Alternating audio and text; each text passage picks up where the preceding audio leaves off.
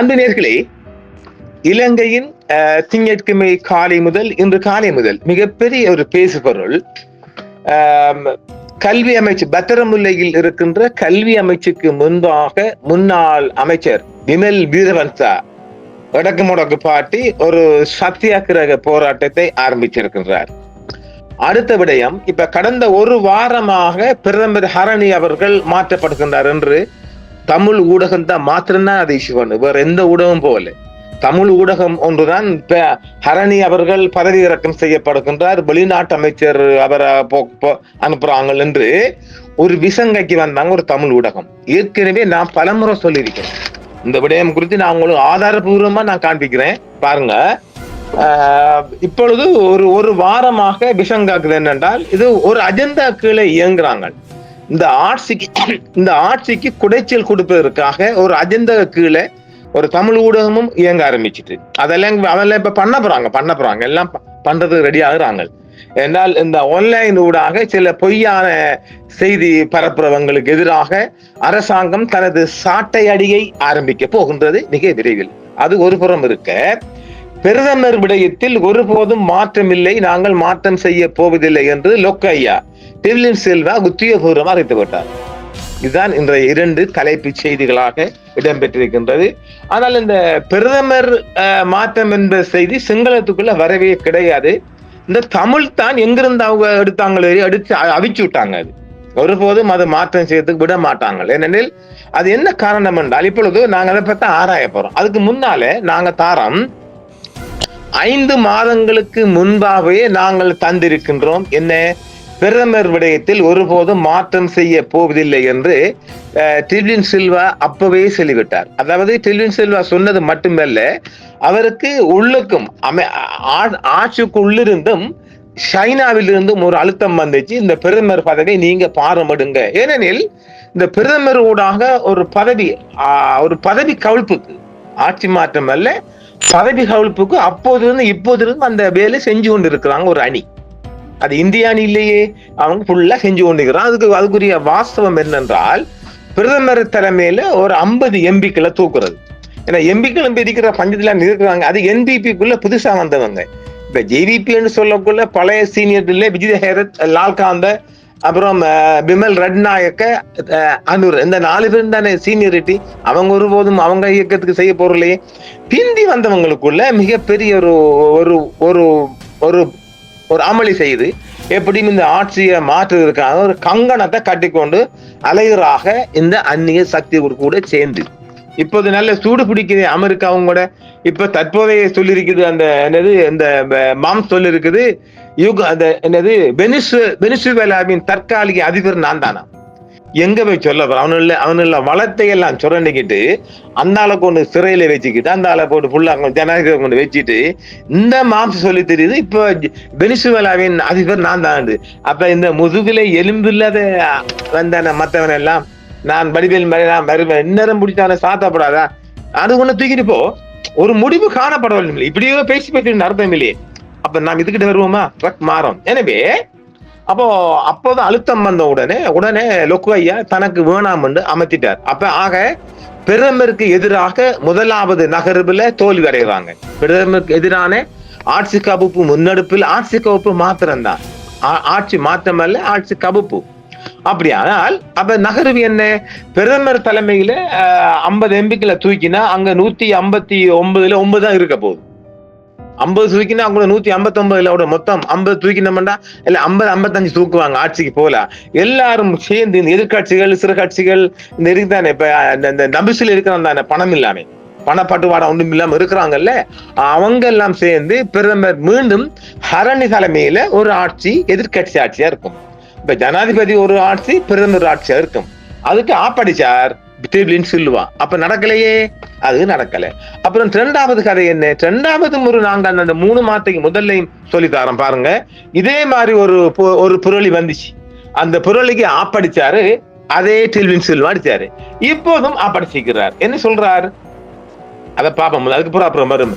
தற்போதைய தேசிய பிரதமர் ஹரணியின் பதவியில் எப்போதும் ஒருபோதும் மாற்றம் இல்லை என்று பொதுச் செயலாளர் ஜேவிபியின் பொதுச் செயலர் டெல்வின் சில்வா சொல்லிட்டாங்க.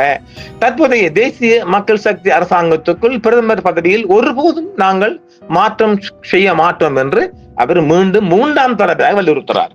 கல்வி அமைச்சராகவும் பிரதமராகவும் ஹரணி அமரசூரி அவர்கள் எவ்வித தவறும் செய்யவில்லை. எனவே பிரதமர் பதவி மற்றும் கல்வி அமைச்சு பதவிகளில் மாற்றங்கள் மேற்கொள்ளப்பட வேண்டும் என்ற பிரச்சாரம் அடிப்படையற்றது என்றும் ஆதாரமற்றது என்றும் சுட்டிக்காட்டி இருக்கிறார்கள்.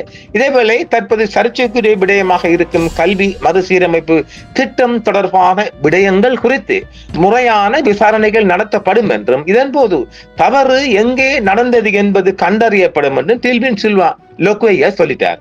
மேலும் பிரதமரை பதவியிலிருந்து நீக்குவதற்கு எதிர்கட்சிகள் கனவு காண்கின்றன. வெச்சானையா அப்போ ஹரணி அமரசூரி எதிர்கட்சிகளுக்கு சவாலாக இருப்பதால் அவரை குறிவைத்து எதிர்கட்சிகள் காய் நகர்த்துகின்றனர். அத்துடன் பிரதமர் பதவியில் இருந்து ஹரணி விளைவிற்கு தயாராகி வருவதாக பரவி வரும் வதந்திகள் முற்றிலும் பொய்யானது என்றும் டெல்வின் சில்வா சொல்லிட்டாங்க. இதே நேரம் எதிர்கட்சியின் அழுத்தத்தை மீறி ஹரணிக்கு தற்போது ஏகடி துணை நிற்கிறது. அதே நேரத்தில் சாகலபுடன் எஸ்டிபி அதாவது சஜித் அணியும் யூஎன்பியும் கூட்டணி வச்சு சஜித்துக்கு அழுத்தம் கொடுக்குறாங்க. என்னமாலும் பண்ணுங்க தெரியுதானே. இதுதான் இந்த பிரதமர் பதவியில இப்போது வெளியான உள்வீட்டு ரகசியமா தான் வெளிவீட்டு ரகசியமா தான். பிளான் என்னன்னு சொன்னால் ஹரணி அவர்கள் தலைமையில 50-55 எம்பிக்களை கொண்டு ஆட்சி கவுக்கிறது. இது நாம ஏற்கனவே சொல்லியிருக்கிறோம். ஒரு தியாகி யாரு டெல்வின் சில்வா மேல நான் ஏராளமான குற்றச்சாட்டை சொல்லுவேங்க. அதுல உண்மையைத்தான் சொல்லி வரேன். ஆனால் அவர் ஒரு பதவி மோகம் பிடித்த ஆள் அல்ல. இளங்கட வரலாற்றுல நான் முதலாக ஒரு பதவி மோகம் இல்லாதவரை நான் பாக்குறேன். அது பதவி மோகத்துக்கு அப்பால் அவர் எம்பி ஆகி போய் உள்ளுக்குள்ள ஒரு எம்பி ஆகி போய் அவர் பிரதமர் பதவியை பாரம்பெடுத்து ஒரு வாரத்துக்குள்ளே அவர் அதே எம்பியா இறக்கப்படுவார். அதை நான் ஏற்கனவே சொல்லியிருக்கிறோம்ல. அது மிகப்பெரிய நகர்வு. அது அதாவது டெல்வின் சில்வா பிரதமர் பதவியை எடுத்துட்டு போய் அங்க உட்கார்ந்து ஒரு மாதத்துக்குள்ளேயே அவர் பிரதமர் பதவியில பறிக்கப்படுகிறது. எதிர்கட்சி எல்லாம் சேர்ந்து மீண்டும் ஹரணி அவர்கள் தலைமையில எதிர்கட்சி கொண்ட ஒரு நாடாளுமன்றம் அமையும். இதையெல்லாம் அவர் கணக்கு பார்த்துட்டாருங்க. அவர் கணக்கு பார்த்து தனக்கு வேணாம் சொல்லி இப்பவும் சொல்லார், அப்பவும் சொல்லார், எப்போதும் சொல்லுவார் பிரதமர் பதவியில மாற்றம் பெற பொருள். இது எதிர்கட்சிகளின் கனவு மிகப்பெரிய ஒரு இஷ்யூவா பார்த்துச்சு. சரி, அது போகட்டுமே. இப்ப இவருக்கு என்ன இருந்தது? அது விமல் வீரவன்சகி கல்வி அமைச்சுக்கு முன்பாக இன்று காலை முதல் தொடர்ச்சியான சத்தியாகிரக போராட்டத்தை ஆரம்பித்திருக்கிறார் விமல் வீரவன்சே. முன்னாள் அமைச்சர் விமல் வீரவன்சே இன்று திங்கட்கிழமை காலை தொடர்ச்சியான சத்தியாகிரக போராட்டத்தை ஆரம்பித்துள்ளார். இசுருபாயில் பத்தரமுள்ள இசுருபாயில் உள்ள கல்வி அமைச்சுக்கு முன்பாக அவர் இன்று காலை முதல் சத்தியாகிரக போராட்டத்தில் ஈடுபட்டு வருகின்றார். புதிய கல்வி சீர்திருத்தத்தை கைவிட வேண்டும் என்றும் கல்வி அமைச்சர் பிரதமர் அமரசூரிய பதவி விலக வேண்டும் என்றும் வலியுறுத்தி முன்னாள் அமைச்சர் விமல் வீரவன்சே தொடர்ச்சியான சத்தியாகிரக போராட்டத்தை ஆரம்பித்துள்ளார். சரி, இதுக்கு இவருக்கு என்ன இப்ப ஒரு வரி வந்திருக்குது? அதை நாம சொல்லிக் கொள்வோமா? இப்பொழுதோ நான் இதை பலமுறை ஊடகத்துல சொல்லியிருக்கிறேன். எப்படி அமெரிக்காவின் ஒரு சிஐயின் ஒரு முக்கியமான ஒரு நபர் வருகின்றார், மியான்மர்ல இருந்து வருகின்றார் இலங்கைக்குள். இப்பொழுது கோட்டபயரின் ஆட்சி. அந்த ஆட்சியில மியான்மர்ல அங்க போய் ஒரு அரசியல் மாற்றம் குறித்து சுமார் ஒரு குறுகிய நேரம் அவருக்கு வழங்கப்படுற குறுகிய நேரம் தான். அவன் தானே பெரிய சிஐ வல்லரசுகள். அவன் அங்கிட்டு போய் பேச்சுவார்த்தை பண்ணிக்கிட்டு இங்க முதலாக இலங்கைக்குள்ள விமல் வீரவன்சவை சந்திக்கின்றார். எந்த ஹோட்டல்ல? சங்கரிலா ஹோட்டல்ல சந்திக்கிறார். சரிதானே? அப்போ சந்திச்சு ஆட்சி மாற்றம் குறித்து ஒரு முதலாவது நகர்வை செய்கிறார். முதலாக சந்தித்தார் சங்கரிலா ஹோட்டல்ல. இங்க இந்த ஈஸ்டர் வெடிச்ச கொண்டு பிடிச்சது ஹோட்டல். அந்த ஹோட்டல் கோல்பேஸ்ல. அந்த ஹோட்டல்ல ஒரு குறிப்பிட்ட நேரம் சுமார் 1 மணி 1:30. இது ஒரு பெரிய ஒரு உலக தகவல். இதை முதல் தான் நான் ஊடகத்தில் பல இடங்களில் சொல்லியிருந்தேன். இந்த ஆட்சி கபப்புக்கு, அதாவது இப்போதைய அரங்கலை ஆரம்பிச்சு கோட்டை என்ற ஆட்சியை புழுவதற்கான ஒரு மிகப்பெரிய நகர்வு செய்து அமெரிக்காவில் நாங்கள் பல இடத்துல சொல்லியிருக்கிறோம். இங்க இருக்க ஜூலியா அவ மிகப்பெரிய பங்காளியில இப்ப போப்புறாக அவருக்கு ஒரு வாழ்த்து நாம தெரிவிக்கலாம். நல்ல ஒரு விடயம். அந்த ஆட்சியை புழுத்தாட்டிட்டு நல்ல ஒரு ஆட்சியை கொண்டு வந்திருக்கிறாங்க. அது நாம் நிறைய பேசலாம். அப்போ சங்கரிலா ஹோட்டல்ல அந்த ஒருத்தன் தான், ஒரே ஒரு சிஐடி அந்த சிஐஏ காரன் முதல் சந்திக்கிறார் விமல் வீரவன்சவே. இரண்டாவது சந்திக்கிறார் இப்ப கத்துவார மத்த பேர் அதாவது விமல் வீரவசனைக்கு அப்புறமாக உதய கம்மன்பிள்ளை அந்த சிஐஏ காரன் பாக்குறான், முன்னாள் சிஐஏ பணிப்பாளர் பார்த்து சந்திச்சு அவர்கிட்ட ஒரு 45 ஒரு மணி நேரம் பேச்சுவார்த்தை பண்ணிட்டு அவர் ஒரு அசைன்மெண்ட் கொடுத்துருப்பாருல்ல, அசைன்மெண்ட் கொடுத்துருப்பாங்க, டாலர் மாறி இருக்கலாம், அந்நேரம் பெரிய உளவுக்காரங்க எல்லாம் இல்லை தானே. அவர் முடிச்சிட்டு நாட்டை விட்டு சுமார் 1 மணி வாக்குல நினைக்கிறேன், 1 மணி 1:30 மணிக்கு நாட்டை விட்டு ஈகே பிளைட் நினைக்கிறேன், ஈகேல அவர் கிளம்பியாச்சு. இப்பொழுது ஒரு 3 மணி நேரம் கடந்த பிற்பாடு இந்தியா போட்டு கொடு, இந்தியா எல்லாம் அரங்கேற்று தான் போட்டு கொடுக்குது, எல்லாம் நடக்கட்டும் விடுன்னு சொல்லி நடந்ததுக்கு அப்புறம் இந்தியா போட்டு கொடுக்குது, கோட்டபயர் ஆட்சியாளர்கிட்ட போட்டு கொடுக்குது, உங்களது ஆட்சிக்கு எதிராக ஒருத்தன் விதை வீசிட்டு போறான் சிஏ காரன் சொன்ன உடனே இவங்க கிளம்பிருந்து சங்கரில் இருந்து ஏர்போர்ட் வரையுமான தன்னுடைய படைகளை உஷார்படுத்தி ஜம்ப் பண்ணி போனாங்க. அது சுமார் 3 மணி நேரத்துக்கு முன்னாடியே கிளம்பிடுச்சு. ஈகே பிளைட் மூலமாக அவர் துபாய் போயிட்டு அங்கிருந்து அவர் நியூயார்க் செல்லுக்கான ஒரு டிக்கெட் பார்த்திருப்பாங்க, அது கிளம்பிடுச்சு. அப்ப ஜஸ்ட் மிஸ்ஸிங் அவங்களையும்.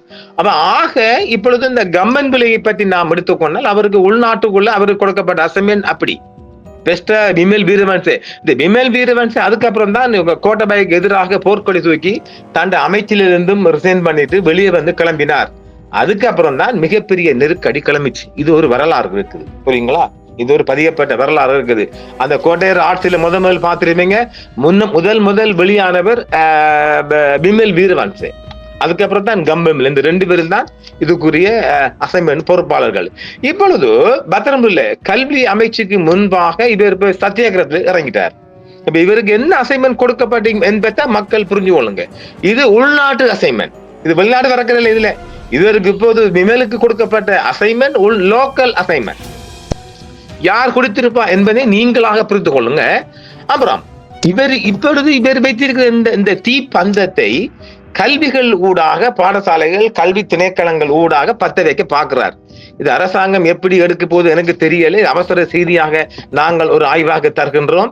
இந்த செய்தியின் பாட்டு ஒன்று எப்போதாவது தருவோம், இப்போதல்ல, இது பிந்தியாவது நாங்கள் இந்த விடயத்தை உங்களுக்கு ஆதாரபூர்வமாக காட்டி இந்த நிகழ்ச்சியை நாங்கள் கொண்டு வர இருக்கின்றோம். ஆக விமல் வீரவன்சேக்கு இப்பொழுது அவர் கொடுத்த லோக்கல் அசைன்மெண்ட்டுக்காக உட்கார்ந்துட்டார். பணப்பாட்டுவாட நடந்திருக்கும், இருக்கிற பஞ்சம் போயிருக்கும் இல்ல. ஆக இது யார் கொடுத்திருப்பாங்க நீங்க விளங்கிக் கொள்ளுங்க. இதுக்குள்ள இந்த அசைன்மெண்ட்டுக்கு உண்மையாக வெளிநாட்டுக்காரங்க யாருமே வரல, உள்நாட்டுக்காரங்க. இப்ப அந்த பிரதமர் பதவியில ஒரு ஒரு ஒரு ஒரு இஷ்யூ ஒன்று போகுதுதானே, பிரதமரை நீக்கணும் வெளியாகணும், அதுக்கு தான் இவர் ஆப்படிச்சிட்டாரு, லொக்குவையை ஆப்படிச்சிட்டார். நாங்க மாத்த போறோம் இல்ல. அப்ப உங்களோட இம்பீச்மெண்ட் வந்து வெற்றி பெற போறவில்லை. இது என்னென்றால் இப்ப பிரதமருக்கு எதிராக ஒரு தீய வச்சு அது நாடு முழுவதும் பத்த வச்சுட்டாக்கா ஆட்சிக்கு கொஞ்சம் பின்னடையும், ஆட்சியை கொஞ்சம் கேவலமாக்கலாம். இது அவங்களுடைய அசைன்மெண்ட். வெல்ல போறல, வெற்றி பெற போறல, மக்கள் மத்தியில ஒரு கேவலமான இஷ்யூவை எடுத்து செல்லலாம். அதைத்தான் இவர்கள் பார்க்கின்றார்கள். அது சாத்தியப்பட வாய்ப்பு இல்லை. அவர் உட்கார்ந்துட்டு அவருக்கு சீனியோ இருக்கும் இல்ல, அவர் கொஞ்சம் விரதம் இருந்துட்டு போக வேண்டியதுதான். எனவே விமல் வீரவன்சே யார் என்பதை நாங்கள் சிங்கள ஊடகத்திலே தெரியும் என்றாலும் இந்த விடயம் வரல, இதை சொல்ல போகின்றோம். ஆக விமல் வீரவன்சே ஏற்கனவே இந்த ஆட்சிக்கு, கோட்டையர் ஆட்சிக்கு எதிராக அமெரிக்காவின் ஒரு அசைன்மெண்ட்டுக்கு தான் அவர் செஞ்சார். இப்பொழுது லோக்கல்ல உள்ளவங்க இந்த ஆட்சிக்கு எதிராக தீ பிடிக்க பாக்குறாங்க, தீ வைக்க பாக்குறாங்க. அது நடக்காதுங்க. ஆனால் மீண்டும் நாங்கள் சொல்றோம், பிரதமர் ஹரணியை தூக்கினால் ஆட்சி கவிழும். அதை நாங்கள் சொல்லிக்கிறோம். அது எப்படி பிரதமர் ஹரணியை தூக்கிட்டு அவங்க வெளிநாட்டு அமைச்சு கொடுக்க போறோம், வேறு அமைச்சு கொடுக்க போறோம், அப்படி இப்படின்னு சொல்லி வந்தீங்க, ஆட்சிக்கு ஆபத்து. அதையும் நாங்க சொல்லிக்கிறோம். அதனால அது உண்மையிலேயே நான் வேற பாராட்டுவேன், நான் டெல்வின் சில்வா பாராட்டுவேன். ஒரு ஸ்திரமான ஆட்சி போகும்போது அவர் அந்த பிரதமர் பதவிக்கு ஆசைப்பட்டு போவாரானால் நிச்சயமாக 1 மாசமோ 2 மாதமோ ஆட்சி கவிழும். ஏனில் பிரதமர் தலைமையில் 50 MP ரெடியா இருக்கிறாங்க. இன்னும் 5-10 போட்டுக்கலாம். அப்படி இப்படி போட்டுக்கிட்டால் அங்கால சின்ன கட்சியெல்லாம் சேர்த்துக்கிட்டால் பிரதமர் தலைமையில் ஒரு தொங்கு பாலம் அமைக்கலாம். அப்ப இந்த தொங்கு பாலம் அமைக்கிறது எங்க போய் முடியும்? அது ஆட்சியில் மீண்டும் ஒரு தேர்தலை நோக்கி செல்லும். இதுதான் இந்த மாஸ்டர் பிளான். எப்படி இப்ப பிரதமர் ஒரு தொங்கு பாலம், ஜனாதிபதி வேறு கட்சி. இப்ப ஜனாதிபதி ஒன்றும் பண்ணல, வல்லச்சி லொக்காக்கிறான், ரவுண்ட் கிணத்துக்குள்ள வச்ச மாதிரி லொக்காக்கியாச்சு. ஒரு தீர்மானம் நிறைவேற்றல, எல்லா தீர்மானமும் பிரதமருக்குள்ள போகும். இப்படிக்குள்ள பிரதமருக்கு ஒரு இம்பீச்மெண்ட்டை கொண்டு போகலாம், கொண்டு போயாச்சு என்றால் ஆட்சியை கவுக்கலாம். இந்த மாதிரி நிலைமையில ஓரளவு எடுத்துட்டோம்னா எதிர்கட்சியை பலமாக்கிட்டு ஆட்சிக்கு எதிராக நின்றுக்கிட்டு மீண்டும் ஒரு தேர்தலுக்கு கொண்டு போறது என்பதுதான் இங்க உள்ள நரிமார்க்கரின் மாஸ்டர் பிளான். நல்லா இருக்குல்ல, ஜஸ்ட் மிஸ்ஸிங் அதுவும். எனவே இப்பொழுது விமல் எடுத்திருக்கின்ற ஒரு அசைன்மெண்ட் ஆட்சிக்கு மிகவும் ஆபத்தான ஒரு தீப்பந்தம். அந்த தீப்பந்தத்தை லேசா லொக்கையா கரெக்டெல்லாம் பார்க்கலாம். நாம லொக்கையாக்கு எதிராக பல விடயங்கள் அரங்கேற்றிருக்கிறோம், அதெல்லாம் உண்மைங்க. அதுக்காக ஆட்சி கவிக்கிறதுக்கு நாம ஒருபோதும் இதுக்கெல்லாம் துணை போக கூடாது. சில ஊடகங்கள் பொய்யெல்லாம் அடிக்கிறாங்க, அந்த பொய் செய்திகளை ஆப்படிக்க போறாங்க லொக்கையா, அதுக்குரிய வேலையும் பாக்குறாங்க. ஒரு பொய்யான நகர்வுகளை எடுத்துட்டு பிரதமருக்கு பொறுமிஷ கொடுக்க போறாங்க, இன்னும் ரிசைன் பண்ண போறாங்கன்ட்டு இந்த வாரம் சன்னாண்டி அம்புலி மாமா கதையெல்லாம் கழிச்சிட்டு சும்மா குழப்பத்தை ஏற்படுத்தல. ஆட்சி இதை விட இது, அதாவது இப்ப நீங்க இந்த ஆட்சிக்கு எதிராக போர் கொடுக்குறீங்க, இதை விட மோசமான ஆட்சியான வரப்போகுது. இப்ப நாம என்ன முஸ்லிம்களுக்கு ஆதரவான ஆட்சிக்கும் தமிழனுக்கு ஆதரவான ஆட்சி எதிர்பார்க்க முடியுமா? நம்ம என்னமோ அதாவது ஒரு முகமது நபி அவங்களோட ஆட்சியையும் இந்தியால பெருமாள் ஆட்சியையும் சிவண்ட ஆட்சியை நாம எதிர்பார்க்க முடியுமா? இல்ல இயேசுநாதர் ஆட்சியை எதிர்பார்க்க முடியுமா? பௌத்த ஆட்சி தான் எதிர்பார்க்கலாம், அதுல எந்த மாற்றமும் கிடையாது. யார் வந்தாலும் ஆட்சி பௌத்த ஆட்சி. இந்த பௌத்த ஆட்சிக்கு எதிராக கிறிஸ்துவ ஆட்சி அல்லது இயேசுநாதர் ஆட்சியோ புத்த பெருமானை விட்டுட்டு சிவபெருமான ஆட்சியோ முகமது நபி ஆட்சியா நீங்க பார்க்கலாம். இந்த மூன்றும் நடக்க போறல ஆட்சி பௌத்த ஆட்சி. இருக்கிறதுக்குள்ள நல்ல ஆட்சி அவ்வளவு சொல்லலாம், இருக்கிறதுக்குள்ள கொஞ்சம் நல்ல என்ன ஒரு இன விரோதம் வராது. எங்களுக்கு அது போதுப்பா. எங்களுக்கு நாளைக்கு ஒரு தமிழ் கலவரம் வேற, பிறகு தமிழ் பக்கம் போகலாம், சிங்கள பக்கம் போகலாம். இந்த நெருக்கடிக்கான ஒரு தீர்வான நல்ல ஆட்சியா பார்க்கலாம். எனவே இவர் விமல் அசைன்மெண்டின் பார்ட் 2 ஒன்று இருக்குது. இப்ப இல்ல, நாம் இன்னும் 10 நாள் சென்றாவது அந்த அதையும் தருவோம் நேர்களே. நிச்சயமாக இவர் அசைன்மெண்ட் நிறைவேறக்கூடாது என்ற ஆசையுடன் மீண்டும் மற்றும் ஒரு காணொளி சந்திப்போம். என்றும் உங்களுடன் சன்ரைஸ் இந்தியா டிவி. சப்ஸ்கிரைப் பண்ணுங்கள், பெல் பட்டனையும் கிளிக் செய்யுங்கள். உங்கள் ஆதரவே எங்கள் சேவை. ஆதரவு தாருங்கள், அரவணைப்போம். மறக்காம சர்ப்ரைஸ் பண்ணுங்க. தேங்க்யூ.